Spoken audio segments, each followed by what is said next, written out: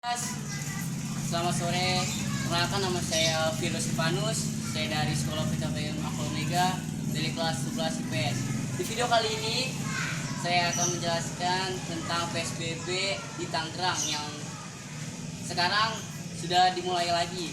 Yang awal-awal saya kasih tahu PSBB itu adalah pembatasan sosial berskala besar, di mana di Tangerang ini sudah dimulai lagi PSBB selama 14 hari. Dan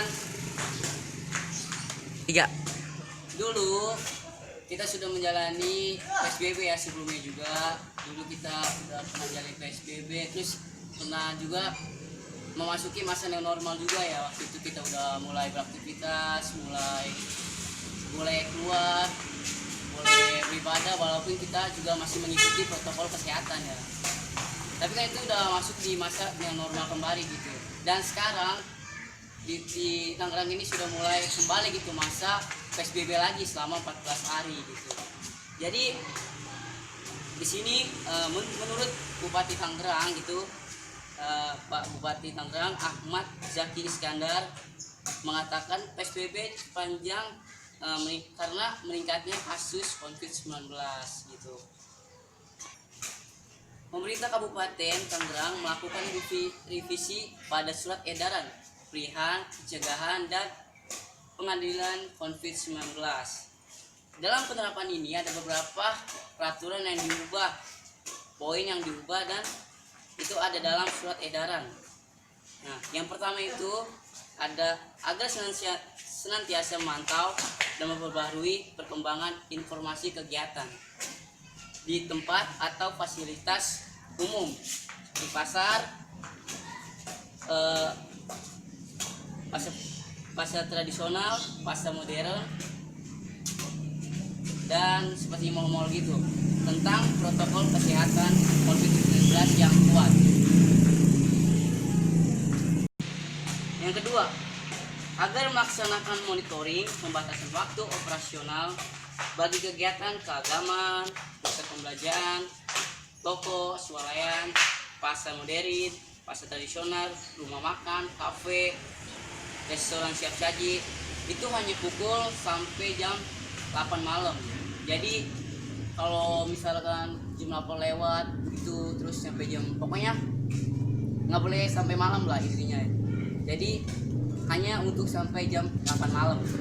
Nah, yang ketiga, melakukan program gebrek masker secara menyeluruh, simultan dan berkelanjutan di semua level sampai dengan bulan Desember 2020. Jadi di sini tuh seperti ada razia masker gitu. Kalau misalkan kita jalan keluar rumah kita nggak pakai masker, kita tuh ada razia masker lah dibilang gitu. Jadi kalau misalnya kita nggak pakai masker, kita seperti mungkin kayak didenda gitu, terus ada bersih lingkungan lah. Yang keempat, agar melaksanakan koordinasi dan aksi penanganan pencegahan COVID-19, Koramil, Polsek, Puskesmas, Kepala Desa, Lurah, PKK, Kader PKK, rukun warga, rukun tetangga, tokoh agama, dan tokoh masyarakat. Dalam hal ini, pemerintah juga menerapkan sanksi tegas dari yang sebelumnya. Dalam poin dulu, bila pemilik usaha melakukan pelanggaran, maka akan dikenakan teguran hingga sanksi berupa penutupan tempat usaha. Seperti ya, kita contoh mungkin melanggar jam operasionalnya gitu. Misalkan dari jam 8 kan bisa dikasih tahu gitu tutup. Kalau misalnya kita belum tutup, mungkin bisa aja gitu didatangin sama polisi gitu, karena kan sama petugasnya gitu. Mungkin dibicarakan lebih dulu lah kalau menurut saya sendiri gitu. Kemudian pada poin nomor 3, dalam hal program gebrak masker atau operasional justisi, pelanggaran akan dikenakan sanksi berupa sosial seperti membersihkan jalan hingga push up, seperti itu.